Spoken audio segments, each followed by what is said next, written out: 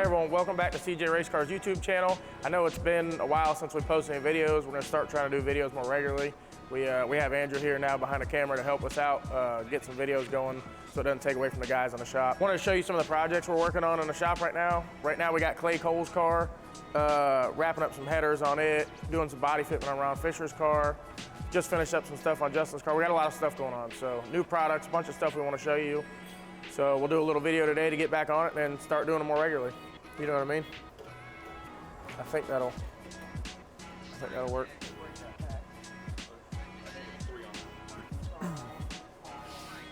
So updates to the Camaro. Yeah, so Clay had an MH5 when we built the car originally. They didn't have an MH7 then, and they just came out with them a little while back, and they were hard to get for a while, get parts and stuff. So as soon as he could get one, he got on the list to get one. And he finally got one, I guess, last week. Proline installed the engine. They brought it here. We're going from his old MH5 headers to an MH7 header. Pretty much the same design header, same size primaries. Everything's pretty similar. The flange changed, the angle of the head changed, so the old headers wouldn't work. We're trying to get this thing wrapped up. He's gonna leave tonight or tomorrow morning, and he's gonna go test, and then I think the next race is in Tulsa in like 7 days, so okay. Trying to get to that. Hopefully everything goes well for testing.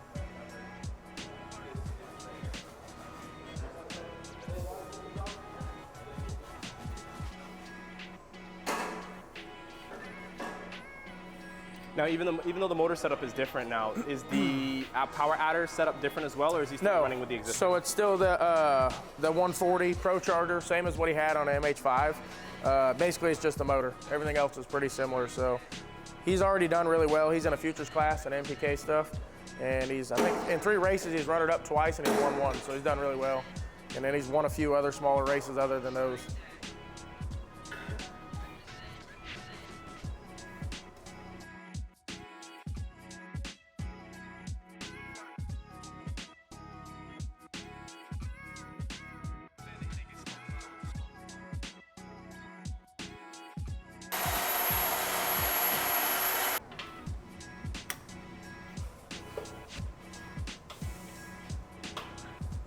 You want me to hold it for him, Danny, or you like it? Yeah, we gotta do better at that.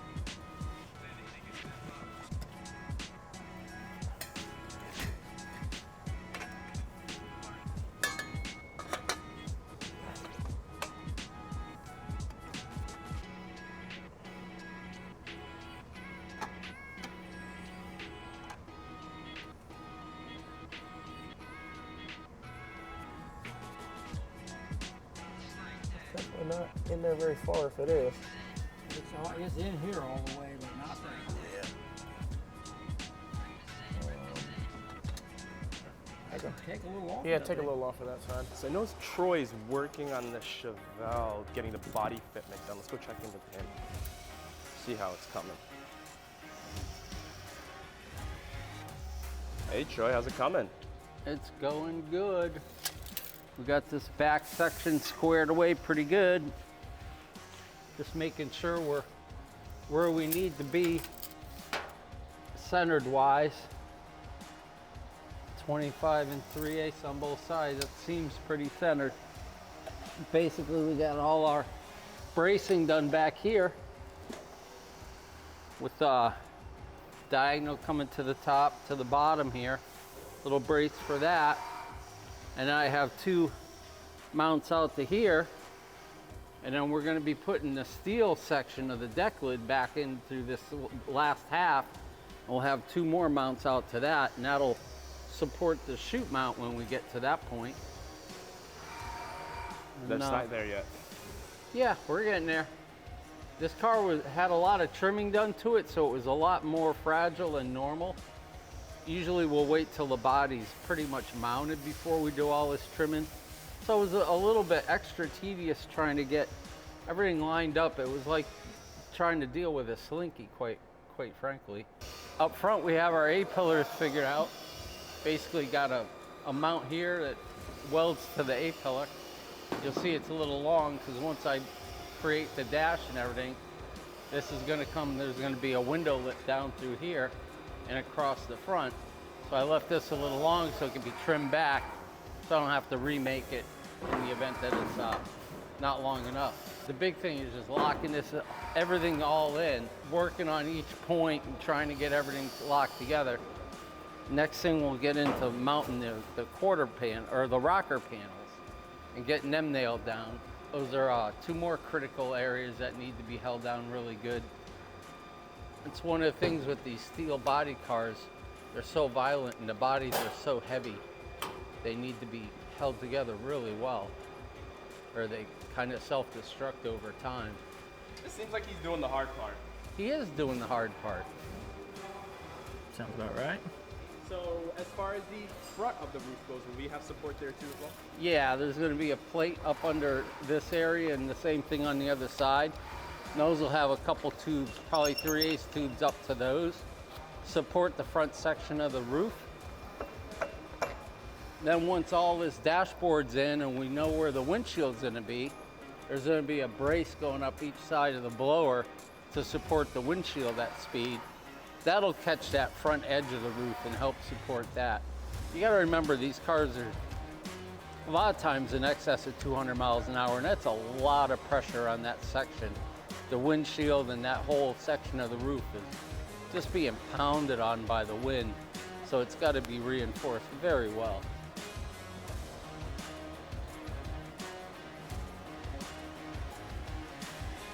Without the door in the way, you can see I got a couple of bolts going into the end of this tube to hold this solid. Just the body fitment. Then we gotta go back in and... No, this could be permanent. This whole edge will get all welded and dressed. So this is the mount. It bolts right into the end of the tube here. A couple of nut certs. And then once we get our dashboard and such fabricated, I come down here with our window receiver lip, and then the dashboard will come in and butt up against on the inside here. And then this will get trimmed at whatever angle it needs to be to match the window when we fabricate that. But this way here, that hangs onto this A-pillar really good. We might put something up here a little bit higher, but more than likely not, because it's held on pretty good once the front two roof braces are in.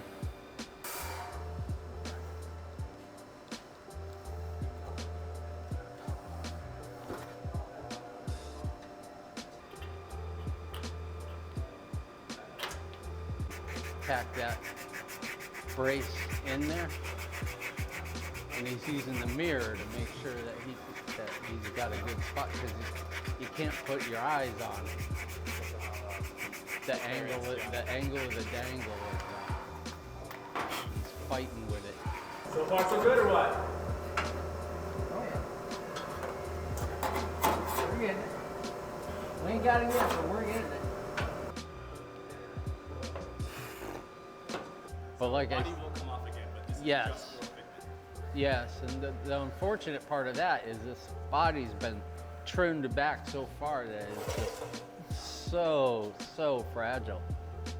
So hopefully when the body comes off again, we'll have all our window flanges and all our extra flanges in place to help stiffen it up a little bit.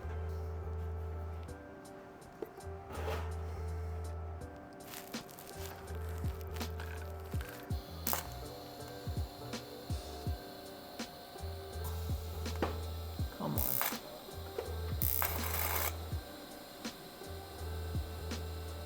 Get the front end mounted.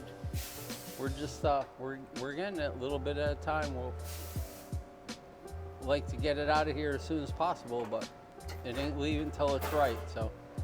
All right, everyone. I think that'll wrap it up for this video. We just want to give you a little update on Clay Cole's headers and how this car is going. When it left last time, we didn't have a lot of chance. We didn't have much time. We were working on Monza's car and Justin's car, so we didn't do any video on it. Maybe we'll do some more footage on it here in a little bit.